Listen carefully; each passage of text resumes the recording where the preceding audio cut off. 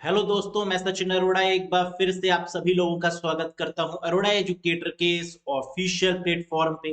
कैसे हैं आप सब? सो आई होप कि आप सुपर डुपर बढ़िया होंगे, बहुत अच्छे से एग्जाम की तैयारी कर रहे होंगे, बढ़िया तरीके से पढ़ रहे होंगे। आज के सेशन में हम आपके लिए लेकर आए हैं आरबीआई असिस्टेंट के पेपर का पैटर्न। यानी कंप्यूटर के जो 40 क्वेश्चंस आरबीआई असिस्टेंट में पूछे जाते हैं, उनका लेवल क्या होता है, किस लेवल के क्वेश्चंस होते हैं, क्या आप उन 40 क्वेश्चंस को कर पाएंगे तो आप कितना स्कोर कर पाएंगे। ये बात आप जरूर सोचते हैं कि कंप्यूटर में अगर मैक्सिमम स्कोर कर लिया तो आपके सिलेक्शन की चांसेस बढ़ जाती हैं। ये बात आप लोग जानते हैं। तो इसी को एक बार एनालाइज करने के लिए कि आउट ऑफ 40 अगर एग्जाम जैसा ही लेवल आपको देखने को मिले तो आप कितना स्कोर करेंगे, ये सेशन हमने आपके लिए रखा है। पूरा सेशन देखिएगा और 40 में से कितना स्कोर आपने किया जरूर बताइएगा एक बार मुझे कमेंट करके। तो चलिए आज के सेशन की शुरुआत करते हैं और तैयार हो जाइए 40 में से 40 क्वेश्चंस को सही करने के लिए। चलिए गाइस, लेट्स गेट स्टार्टेड। तो यहां पर आप देख सकते हैं, जैसे कि कई कैंडिडेट्स की मेरे पास में रिक्वेस्ट आती है कि सर कोई बैच ऐसा है जो आरबीआई असिस्टेंट में full out of full marks दिलवाएगा कंप्यूटर में। क्या कोई ऐसा कोर्स भी है जो आईबीपीएस, आरआरबी, पीओ या क्लर्क में भी मदद करे? क्या सर कोई ऐसा कोर्स है जो एक बार एनरोल कर लें और हर एक एग्जाम में मदद करे? आंसर है यस, वो है ड्रीम बैच 3.0। एक बार आपको इस कोर्स से एनरोल करना है, जिसमें topic wise concept, topic wise MCQs, PDF, mock test, सब कुछ आपको मिलेगा। यानी बस उसी को बार बार रिवीजन की रिक्वायरमेंट है। 55 टू 60 वीडियोस यहाँ पर आपको मिलेंगे। 15th ऑफ जनवरी से ये कोर्स स्टार्ट हुआ है। 8 PM इसकी लाइव क्लास की टाइमिंग है। अगर आप लाइव क्लासेस नहीं देख सकते हैं तो जितनी भी क्लासेस हो चुकी हैं उनको आप रिकॉर्डेड फॉर्मेट में भी देख पाएंगे, वो रिकॉर्डेड भी देखने को आपको मिलेंगी। एज वेल एज अगर आप लाइव कनेक्ट होना चाहते हैं, अपने डाउट्स को क्लियर करना चाहते हैं, डाउट सेशंस भी मिलेंगे। और जो लाइव सेशंस चल रहे हैं उनको भी आप अटेंड कर सकते हैं। सर कैसे ज्वाइन कर सकते हैं इस 12 मंथ्स की वैलिडिटी वाले कोर्स से? यानी इसकी वैलिडिटी कितनी है? 12 मंथ्स। ज्वाइन करने का प्रोसेस क्या रहेगा? अरोड़ा एजुकेटर ऐप को इंस्टॉल करना होगा गूगल प्ले स्टोर या iOS स्टोर की मदद से। फिर आप इस बैच से कनेक्ट हो सकते हैं और बढ़िया तरीके से वीडियोस और पीडीएफ की मदद से रिवीजन कर सकते हैं। क्लियर है? किसी भी डाउट के रिगार्डिंग दिए गए नंबर पे व्हाट्सएप करके भी आप पूछ सकते हैं। चलिए आज के सेशन में पहले खुद की एक बार एनालिसिस कर लेते हैं कि कितना स्कोर आप कर पाते हैं। ये रहा पहला क्वेश्चन आपकी स्क्रीन के ऊपर, पढ़िए बहुत अच्छे से। क्वेश्चन कह रहा है dash is an artificial intelligence chatbot developed by San Francisco based startup OpenAI. San Francisco स्थित स्टार्टअप ओपन आर्टिफिशियल इंटेलिजेंस द्वारा विकसित एक आर्टिफिशियल इंटेलिजेंस चैटबॉट है। इसका नाम बताइए। ये एक ऐसा चैटबॉट है जो काफी पॉपुलर है, काफी सुर्खियों में है इस समय। बिल्कुल सही, and the correct answer is chat GPT. और ये क्वेश्चन एग्जाम में जरूर मिलेगा चैट जीपीटी के रिगार्डिंग। तो याद रखिएगा किसने डेवलप किया? San Francisco based startup company जो ओपन एआई बेस्ड है, ओपन आर्टिफिशियल इंटेलिजेंस बेस्ड है। क्लियर है? Next, upgrading the BIOS is also known as. BIOS क्या होता है? बेसिक इनपुट आउटपुट सिस्टम होता है। बायोस को अपग्रेड करना ये क्या कहलाता है? बायोस को अपग्रेड करना भी इस रूप में जाना जाता है। किस रूप में जाना जाता है? अपग्रेडिंग, फॉर्मेटिंग, फ्लैशिंग, फोर्सिंग या पार्टीशनिंग? बताइए। तो जब भी आप अपने कंप्यूटर के बायोस को अपडेट करते हैं या अपग्रेड करते हैं तो इसको बोला जाता है flashing. Means option number third is the right one. इस प्रोसेस को फ्लैशिंग बोलते हैं। बायोस को हम क्यों अपग्रेड करते हैं? क्योंकि हमारा हार्डवेयर भी अपडेट होता है, सॉफ्टवेयर भी अपडेट और अपग्रेड होता है। तो हमें रिक्वायरमेंट होती है कि हम अपने बायोस यानी बेसिक इनपुट आउटपुट सिस्टम को भी अपग्रेड करें, और इसके अपग्रेड करने के प्रोसेस को फ्लैशिंग बोलते हैं। ठीक है, next. Which chip act as a clock to keep the current date and the time? कौन सी चिप वर्तमान दिनांक और समय को रखने के लिए घड़ी के रूप में कार्य करती है? हम लोग जानते हैं हमारा कोई भी डिवाइस, कोई भी सिस्टम की बात करें, चाहे वो लैपटॉप हो या पीसी हो, पर्सनल कंप्यूटर हो या मोबाइल फोन हो, उसमें स्क्रीन के ऊपर हमें डेट और टाइम दिखता है। डेट और टाइम को मैनेज करने की रिस्पॉन्सिबिलिटी किसकी होती है? सीमॉस, डीवी रैम, रैम, रोम या आईसी? करेक्ट आंसर है सीमॉस की। कॉम्प्लीमेंट्री मेटल ऑक्साइड सेमीकंडक्टर, ये एक बैटरी होती है जो डेट और टाइम को मैनेज करने में मदद करती है। इसका मतलब सर आप ये कहने की कोशिश कर रहे हैं कि अगर क्वेश्चन में डेट और टाइम के रिगार्डिंग कुछ भी दिया हुआ है तो आंसर सीमॉस होगा। बिल्कुल सही। कॉम्प्लीमेंट्री मेटल ऑक्साइड सेमीकंडक्टर जो एक बैटरी है। Next, dash connect the computer to the network media, computer को नेटवर्क मीडिया से जोड़ता है क्या? हमारे कंप्यूटर्स को नेटवर्क से कनेक्ट करने के लिए किसकी रिक्वायरमेंट होती है? केबल, हब, एनआईसी, टर्मिनेटर या राउटर? बताइए इसका आंसर क्या होगा। तो आप जानते हैं कि हमारे कंप्यूटर में जब तक एनआईसी कार्ड नहीं होगा, नेटवर्क इंटरफेस कार्ड नहीं होगा, तब तक हम अपने कंप्यूटर को नेटवर्क से कनेक्ट नहीं कर सकते, अपने पीसी या लैपटॉप को नेटवर्क से कनेक्ट नहीं कर सकते। तो इसका मतलब आंसर बनेगा एनआईसी, नेटवर्क इंटरफेस कार्ड। कुछ ऐसा दिखता है एनआईसी। और शायद आप लोग ये भी जानते हैं कि मैक एड्रेस भी एनआईसी कार्ड पर ही लिखा होता है। मींस मैक एड्रेस कहां पर होता है? तो आंसर है एनआईसी कार्ड पर। Next, question number 5, ICMP is primarily used for, ICMP का मुख्य रूप से उपयोग किया जाता है किस पर्पज से? एक बात तो आपको शायद ये समझ में आ रही होगी कि आईसीएमपी क्या है। इंटरनेट कंट्रोल मैसेज प्रोटोकॉल है, यानी एक ऐसी प्रोटोकॉल है जिसे इंटरनेट कंट्रोल मैसेज प्रोटोकॉल के नाम से जानते हैं। और इसका उपयोग हम लोग क्यों करते हैं? एरर रिपोर्ट करने के लिए, एड्रेसिंग के लिए, फॉरवर्डिंग के लिए, राउटिंग के लिए, या ऑल ऑफ दिस? तो आंसर है आईसीएमपी प्रोटोकॉल का इस्तेमाल एरर को रिपोर्ट करने के लिए किया जाता है। सो the correct answer is error reporting. Error reporting का मतलब कि कहां पर नेटवर्क में एरर है, ये बताती है आईसीएमपी प्रोटोकॉल। वीपीएन को भी ये सपोर्ट करती है। जब हम वीपीएन का इस्तेमाल करते हैं, वर्चुअल प्राइवेट नेटवर्क का यूज करते हैं, तब भी आईसीएमपी प्रोटोकॉल का ही इस्तेमाल किया जाता है। Next, what will be the output of the function cell is equals to floor 3.7, 2 in MS Excel 2021? MS Excel 2021 में function cell is equals to floor 3.7, 2 का आउटपुट क्या होगा? इसका आउटपुट आपको बताना है। तो फ्लोर के केस में क्या होता है कि जो रिजल्ट होता है वो दिए गए नंबर से कम होता है, और हमें जो नंबर दिया गया है वो कौन सा है? 3.7।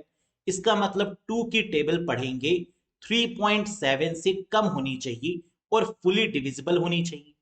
तो 2 1 जा 2, 2 2 जा 4, 4 तो ज्यादा हो गया, तो यानी 2 1 जा 2, यही 3.7 से कम है, तो आंसर आपको मिल गया, दैट इज 2। क्लियर है? Next question, how do the hard disk record information, hard disk जानकारी को कैसे रिकॉर्ड करता है? सोचिए, प्रोपोगेशन, मैग्नेटाइजेशन, सेंट्रीफ्यूगेशन, ग्रेविटेशन या फिर ऑल ऑफ दिस? तो इसके लिए आपको यह पता होना चाहिए कि हार्ड डिस्क कैसी डिस्क है। हार्ड डिस्क मैग्नेटिक डिस्क है। मैग्नेटिक डिस्क में दो डिस्क आती हैं, एक हार्ड डिस्क और दूसरी फ्लॉपी डिस्क। हार्ड डिस्क और फ्लॉपी डिस्क ये दोनों ही अगर मैग्नेटिक डिस्क है तो इसका आंसर क्या बनेगा? मैग्नेटाइजेशन बनेगा। That is the correct one. Next, storage which is located outside the CPU is called, storage जो सेंट्रल प्रोसेसिंग यूनिट के बाहर स्थित होती है उसे क्या बोलते हैं, उसे किस नाम से जानते हैं? तो सीपीयू के अंदर जो मेमोरी है उसे तो रजिस्टर बोलेंगे, लेकिन सीपीयू के बाहर जो मेमोरी है, जो स्टोरेज है, उन्हें सेकेंडरी स्टोरेज बोलेंगे। तो क्या कहीं पर सेकेंडरी स्टोरेज दिया हुआ है? नहीं दिया हुआ है। लेकिन सेकेंडरी स्टोरेज को क्या किसी और नाम से भी जानते हैं? तो आंसर है यस, सेकेंडरी स्टोरेज को ऑक्सिलरी स्टोरेज के नाम से भी जानते हैं। तो इसका मतलब कि अगर ऑप्शन में सेकेंडरी स्टोरेज नहीं है तो इसका करेक्ट आंसर होगा ऑक्सिलरी स्टोरेज, जिसमें hard disk, pen drive, floppy disk, CD, DVD, SSD, ये सब आपकी काउंट होती हैं, उन्हें बोलते हैं सेकेंडरी स्टोरेज। ये सेकेंडरी स्टोरेज का दूसरा नाम है ऑक्सिलरी स्टोरेज। क्लियर है? Very good. Next question number 9, पढ़िए इसको और बताइए इसका आंसर क्या होना चाहिए। In hard disk collection of seek time, transfer time, rotational delay is equals to. Hard disk में सीक टाइम, ट्रांसफर टाइम और रोटेशनल डिले का संग्रह किसके बराबर होता है? सीक टाइम, ट्रांसफर टाइम या रोटेशनल डिले, इन तीनों को मिलाकर बनता है access time. So the correct answer is option number 3। Access का मतलब होता है कि हम किसी भी डिवाइस में से डेटा को कितनी जल्दी निकाल रहे हैं, कितनी स्पीड से निकाल रहे हैं, that is called axis time. अगर एक्सेस टाइम बहुत ज्यादा है तो इसका मतलब स्पीड स्लो है। एक्सेस टाइम अगर कम है तो इसका मतलब स्पीड फास्ट है, बहुत जल्दी डेटा निकल कर आ रहा है। ठीक है, समझ में आ गई बात? Next, finding flaws, defect and bug in a piece of software is a process that is termed as. कह रहा है बताइए कोई फाइंडिंग दी फ्लॉज, फ्लॉज मतलब होता है कमियां, डिफेक्ट्स और बग को फाइंड करना, इसे क्या बोलते हैं? जब हम सॉफ्टवेयर में कुछ फ्लॉज, डिफेक्ट और बग को ढूंढते हैं तो इस प्रोसेस को क्या बोलते हैं? सॉफ्टवेयर के एक टुकड़े में दोष और बग ढूंढना एक प्रक्रिया है जिसे कहा जाता है डीबगिंग, क्योंकि पहले हम बग को ढूंढेंगे और फिर उस बग को रिमूव भी तो करेंगे। सो the correct answer is debugging. Next, what kind of network protocol send email? किस प्रकार की नेटवर्क प्रोटोकॉल ईमेल भेजता है? तो ईमेल को भेजने के लिए जो प्रोटोकॉल इस्तेमाल की जाती है वो कौन सी है? HTTP, SNMP, POP3, SMTP या फिर none of these? Correct answer होगा SMTP is used to send the mail.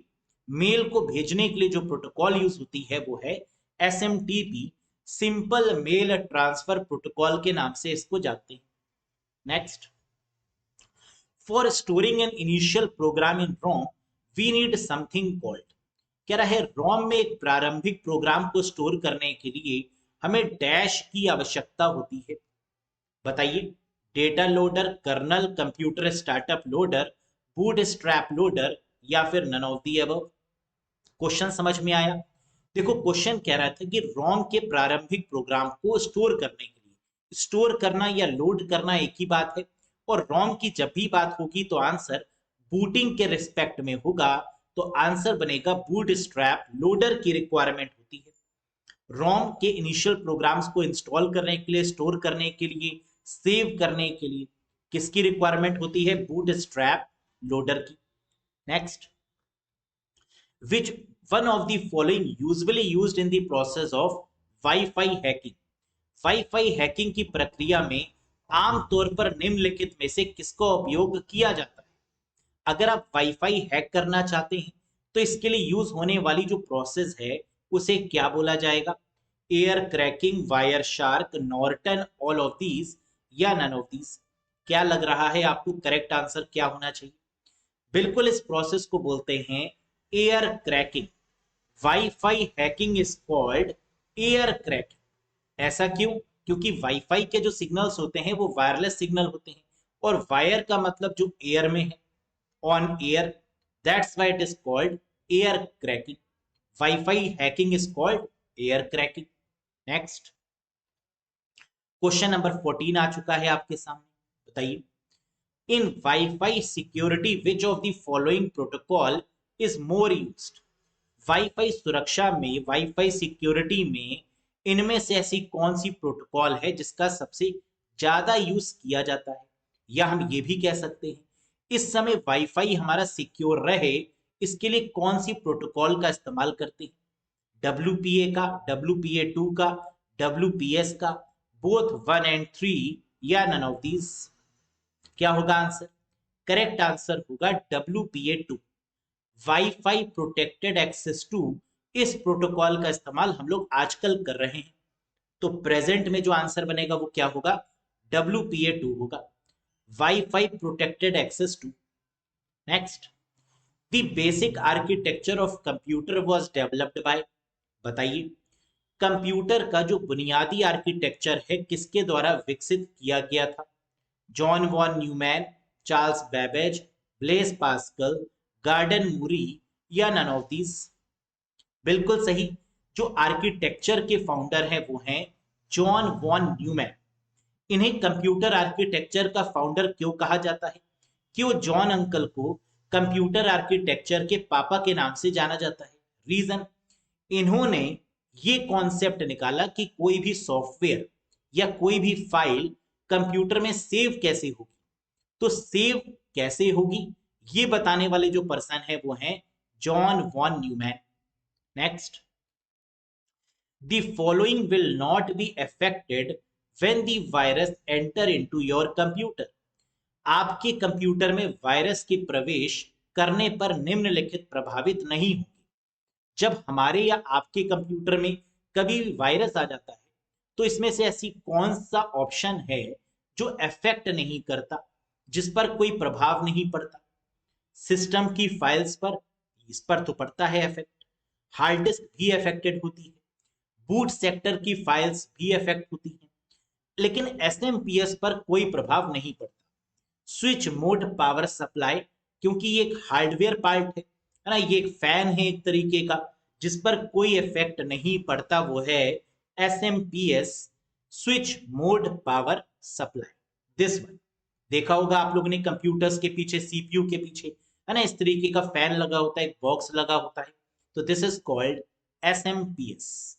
Next, dash type of connector is used to connect the modem with the telephone line. Modem को telephone line से जोड़ने के लिए dash प्रकार के connector का उपयोग किया जाता है। तो आपको क्या करना है, मॉडेम को जोड़ना है टेलीफोन लाइन से। आप लोगों ने शायद देखा होगा जब टेलीफोन लाइंस हमारे घर में बिछी होती थी, है ना, आजकल तो बहुत कम हो गई हैं, लेकिन फिर भी आपको लैंडलाइन फोन्स मिल जाते हैं। तो इन टेलीफोन लाइंस से कनेक्ट होने के लिए जो कनेक्टर लगा होता है वो है RJ11, जिसे रजिस्टर्ड जैक 11 के नाम से जानते हैं। जबकि लैन केबल में जो कनेक्टर लगा होता है वो है RJ45, registered jack 45।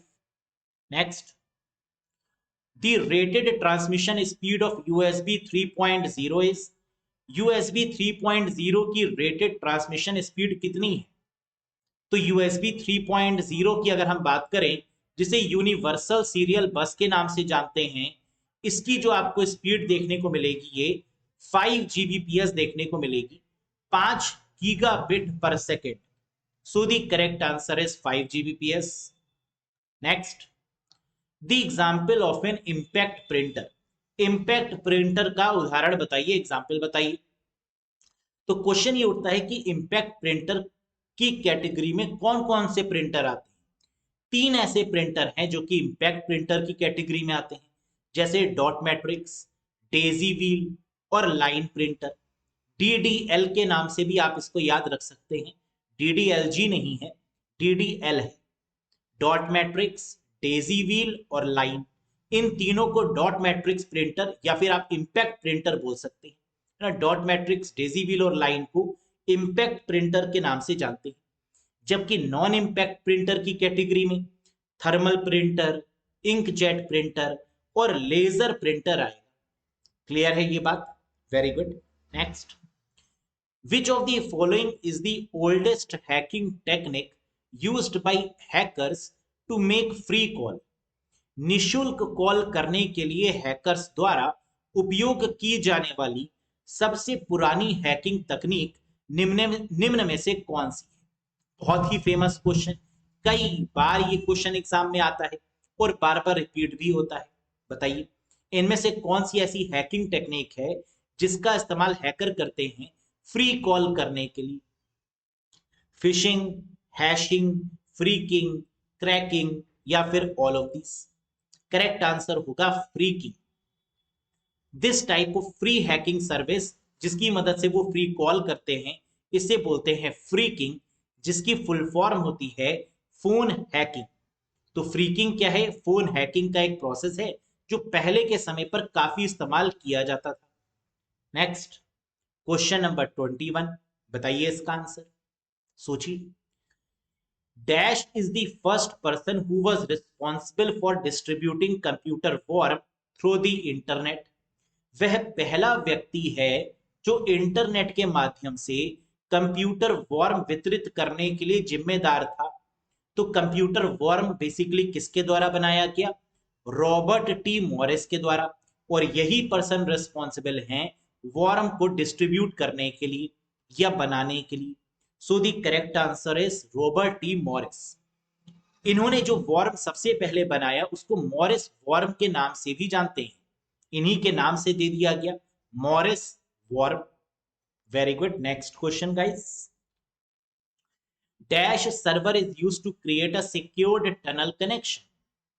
Dash server का उपयोग एक सुरक्षित टनल कनेक्शन बनाने के लिए किया जाता है। बिल्कुल सुरक्षित टनल बनानी है। सुरक्षित टनल सर क्यों बनाते हैं, रीजन बताइए। ताकि डेटा आपका हैकर हैक ना कर पाए। इसके लिए एक पतली सी टनल बना दी जाती है इंटरनेट पर और उसके थ्रू आपके डेटा को गुजारा जाता है। और इस प्रोसेस को बोलते हैं वीपीएन, वर्चुअल प्राइवेट नेटवर्क। तो VPN server is used to create a secured tunnel connection. VPN server का उपयोग एक सुरक्षित टनल कनेक्शन बनाने के लिए किया जाता है। क्लियर है?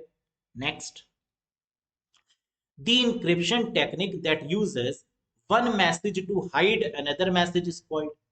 कह रहा है ऐसी कौन सी इंक्रिप्शन तकनीक है जो एक संदेश को दूसरे संदेश को छिपाने के लिए उपयोग की जाती है। अगर आपको कोई मैसेज छुपाना है किसी मैसेज के अंदर तो इस टेक्निक को क्या बोलेंगे? एमडीए, हैशिंग, स्टेगनोग्राफी, क्रिप्टोग्राफी या माइनिंग? बिल्कुल सही, this technique is called steganography.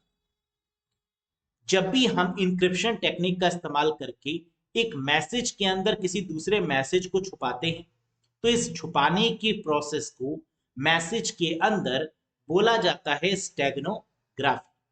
Clear है ये बात? Very good. Question number 24, very very important question, बहुत बार पूछा गया question. Which of the following is a by directional बस।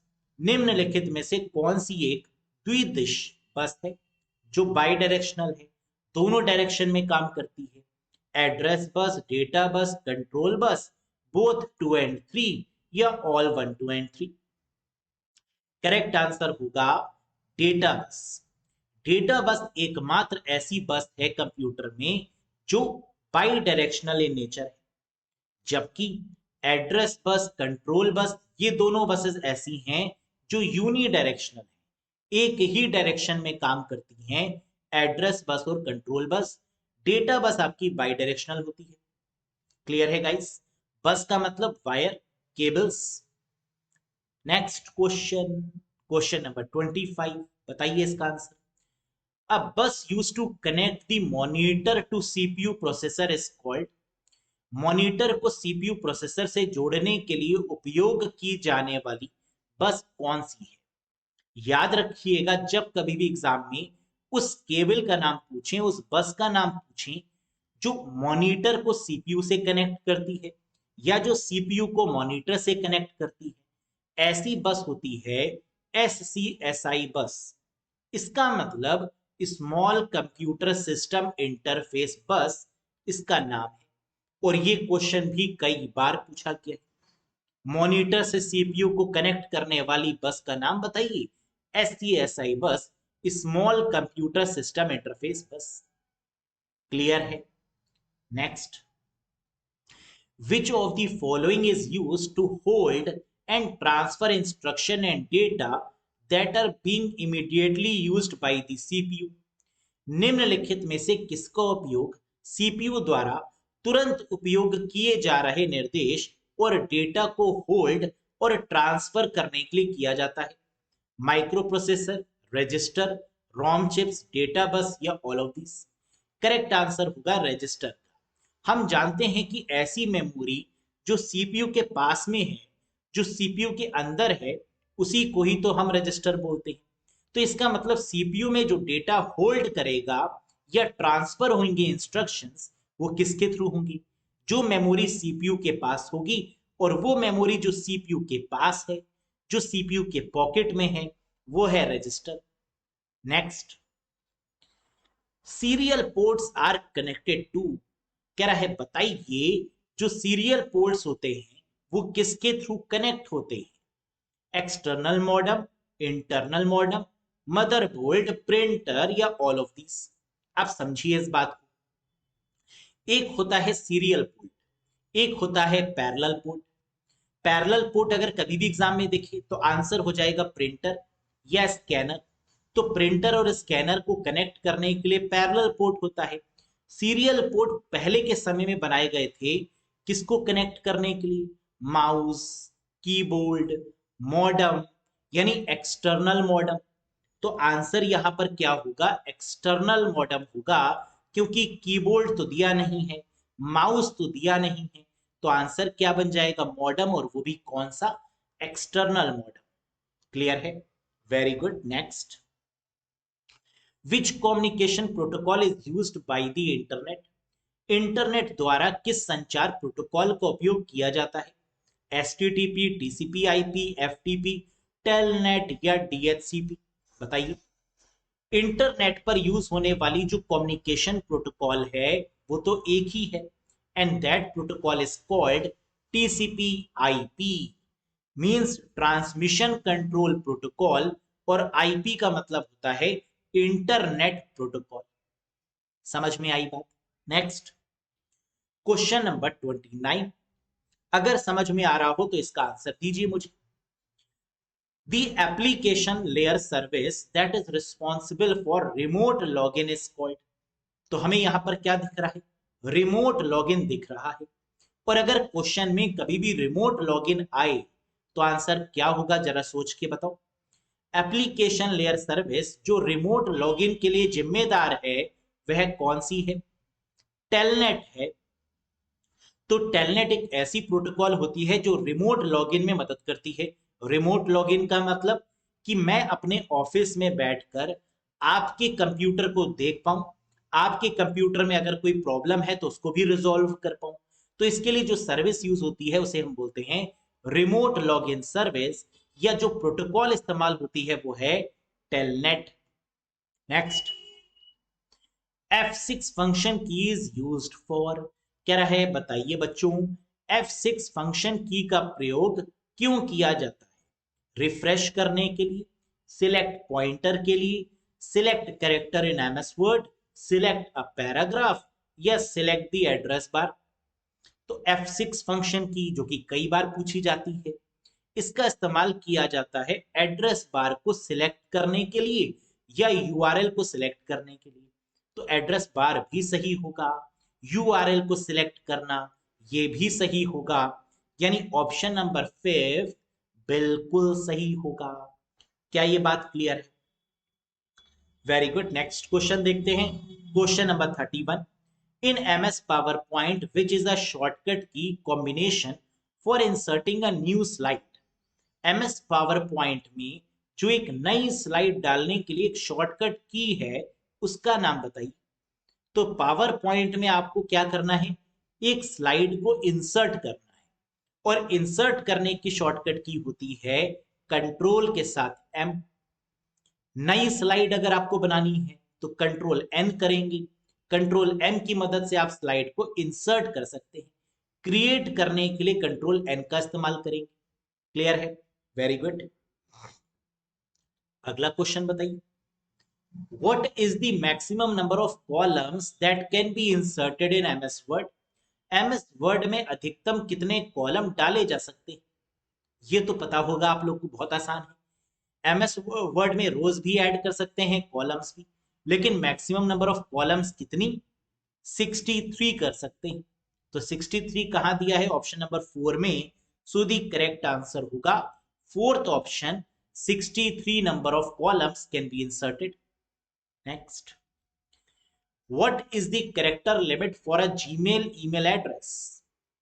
जीमेल ईमेल पते के लिए वर्ण सीमा क्या है? कितने कैरेक्टर हम इनपुट कर सकते हैं जब हम अपने जीमेल अकाउंट को बनाते हैं तो जीमेल आईडी में कितने कैरेक्टर की हो सकती है आपकी जीमेल आईडी? कभी सोचा है आपने? 255 कैरेक्टर की, 240 कैरेक्टर्स की, 355 355 कैरेक्टर्स की हो सकती है लिमिट, 320 या 256? आंसर क्या होगा? 320 कैरेक्टर्स। तो मैक्सिमम जो कैरेक्टर्स हम लोग एंटर कर सकते हैं, मैक्सिमम वो 320 कैरेक्टर एंटर कर सकते हैं जीमेल ईमेल आईडी में, इससे ज्यादा नहीं। Next, IPv6 does not use dash type of address। कह रहा है IPv6 मतलब इंटरनेट प्रोटोकॉल वर्जन 6 डैश प्रकार के पते का उपयोग नहीं करता। तो IPv6 में क्या नहीं होता? Broadcast, multicast, any caste, unicast या ऑल ऑफ दिस? बिल्कुल सही। IPv6 ब्रॉडकास्ट को सपोर्ट नहीं करती, जबकि मल्टीकास्ट, एनी कास्ट और यूनिकास्ट को सपोर्ट करती है। तो इसका मतलब आंसर हो जाएगा broadcasting. Next, what is the minimum zoom level that can be set in Google Chrome? न्यूनतम जूम स्तर क्या है जिसे गूगल क्रोम में सेट किया जा सकता है? तो गूगल क्रोम क्या है? ब्राउजर है, और ब्राउजर को भी तो आप जूम कर सकते हैं। कह रहा है ये बताइए कि मिनिमम कितना जूम किया जा सकता है ब्राउजर को, है ना, यही पूछ रहा है, गूगल क्रोम की बात हो रही है। तो 25% मिनिमम है, इससे कम नहीं कर सकते आप जूम लेवल को। सो the correct answer is 25%। Next question, question number 36 ये रहा। What is the smallest and largest font size available in font size tool formatting bar in MS PowerPoint 2019 या 2021? बताइए। MS PowerPoint 2019 या 2021 में font size tool formatting bar में उपलब्ध सबसे छोटा और सबसे बड़ा फॉन्ट साइज क्या है? आप लोग ने देखा होगा जब भी पावर पॉइंट को आप ओपन करते हैं तो वहां पर आपको एक फॉन्ट का एक टूल बॉक्स दिखाई देता है, ड्रॉप डाउन दिखाई देता है। तो वहां पर सबसे पहले तो 8 लिखा होता है और लास्ट में 96 लिखा होता है पावर पॉइंट के लेटेस्ट वर्जन में। तो आंसर होगा 8 and 96। That is the correct one, है ना। वैसे तो आप मिनिमम 1 भी रख सकते हैं, लेकिन जो आपको दिखाई देगा वो मिनिमम 8 होगा और maximum 96। Next, which of the following statement about the Linux operating system is incorrect? कह रहा है लाइनेक्स ऑपरेटिंग सिस्टम, जिसको लाइनस टोरवाल्ड के द्वारा बनाया गया 1991 में, एक ऐसा ऑपरेटिंग सिस्टम के बारे में आपको बताना है कि कौन सा स्टेटमेंट इनवैलिड है, इनकरेक्ट है। विच of the following statement about the Linux OS is incorrect? Linux operating system के बारे में निम्नलिखित में से कौन सा कथन गलत है? पहला, it is multitasking operating system. बिल्कुल सही। आप जानते हैं कि लाइनेक्स मल्टी यूजर है, मल्टीटास्किंग है। It is single user operating system, ये गलत हो गया। सिंगल यूजर तो है ही नहीं, मल्टी यूजर है और मल्टीटास्किंग है। It was developed by Linus Torvalds, ये बात भी सही है।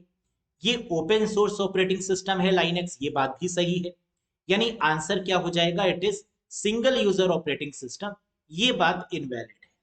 Next, question number 38। The process of trying multiple username and password combination to find a valid login is termed as? वैध लॉगिन खोजने के लिए एकाधिक उपयोगकर्ता नाम और पासवर्ड संयोजनों को आजमाने की प्रक्रिया को क्या कहा जाता है? जो हैकर होते हैं ना, वो काफी डेडिकेटेड होते हैं। एक बार अगर उनसे काम नहीं होता तो वो बार बार करते हैं, है ना, तभी तो वो हैकर बन पाते हैं। डेडिकेशन लेवल बहुत होता है उनमें, वो कभी हार नहीं मानते। तो वो मल्टीपल यूजर नेम और पासवर्ड ट्राई करते हैं और कहते हैं मेरा नंबर अब आएगा, है ना, कभी तो ये वेबसाइट हैक में कर पाऊंगा। तो मल्टीपल यूजर नेम और पासवर्ड को डालने की प्रक्रिया को, प्रोसेस को क्या बोला जाता है? Fishing, sourcing, brute force attack, DDoS या फिशिंग? बिल्कुल सही and answer is brute force attack. जब भी कोई हैकर या जब भी कोई ऐसा पर्सन जो कि गलत काम में इन्वॉल्व है, वो किसी भी वेबसाइट को जब हैक करना चाहता है तो उसको हैक करने के लिए वो मल्टीपल यूजर नेम और पासवर्ड डालता है, और इस प्रोसेस को क्या बोलते हैं? ब्रूट फोर्स अटैक के नाम से जानते हैं। ग्रेट। नेक्स्ट क्वेश्चन, इन MS Word 2021 pressing F8 की for 3 times select. MS Word 2021 में F8 की को 3 बार दबाने पर सिलेक्ट हो जाता है क्या? सेंटेंस। जब हम MS Word में F8 की को 3 बार दबाते हैं तो उससे क्या सिलेक्ट होता है गाइस? सेंटेंस। नेक्स्ट, और question number 40, Which of the following is most oriented to scientific programming? निम्नलिखित में से कौन सा वैज्ञानिक प्रोग्रामिंग के लिए सबसे अधिक उन्मुख है? वैज्ञानिक प्रोग्रामिंग की बात हो रही है, साइंटिफिक प्रोग्रामिंग की बात हो रही है। और साइंटिफिक प्रोग्रामिंग किसको बोला जाता है? फॉरट्रैन को बोला जाता है, फॉर्मूला ट्रांसलेशन को बोला जाता है। और फॉरट्रैन के फाउंडर कौन है? John Backus. Fortran programming language को किसने डेवलप किया? जॉन बैकस के द्वारा। और ये पहली हाई लेवल लैंग्वेज भी है। अगर एग्जाम में क्वेश्चन पूछा जाए कि पहली हाई लेवल लैंग्वेज कौन सी है? फॉरट्रैन। आपसे अगर ये पूछा जाए कि साइंटिफिक प्रोग्रामिंग लैंग्वेज कौन सी है? फॉरट्रैन। जॉन बैकस किसके फाउंडर हैं? फॉरट्रैन। तो इसकी फुल फॉर्म क्या है? Formula translation. क्लियर है? तो ये हो गए आपके शानदार 40 क्वेश्चंस कंप्लीट। मुझे कमेंट करके बताइएगा कि आपने 40 में से कितना स्कोर किया, कितने क्वेश्चंस आप यहां पर सही कर पाए।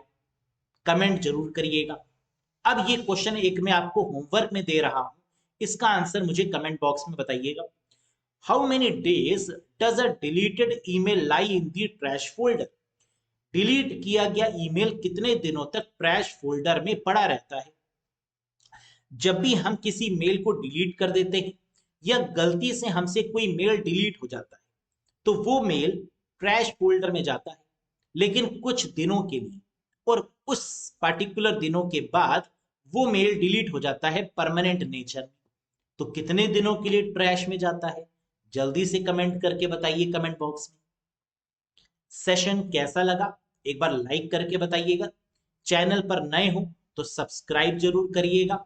और अगर आप चाहते हैं कि एक बार बढ़िया तरीके से कंप्यूटर को पढ़ लिया जाए, कॉन्सेप्ट वाइज, MCQ वाइज, और बार बार उसको एग्जाम तक PDF की मदद से रिवाइज करें, तो आप इस कोर्स से कनेक्ट हो जाइएगा। Dream batch 3.0 RBI, IBPS, RRB या किसी भी स्टेट लेवल के एग्जाम की आप प्रिपरेशन कर रहे हैं तो ये बैच आपके लिए सफिशिएंट है।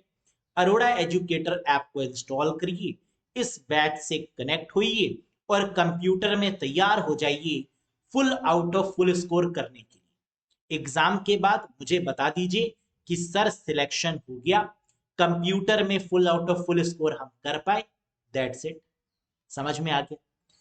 तो आज के लिए बस इतना ही। बहुत जल्द मिलेंगे एक नए वीडियो में। Till then bye bye and take care guys. Thank you.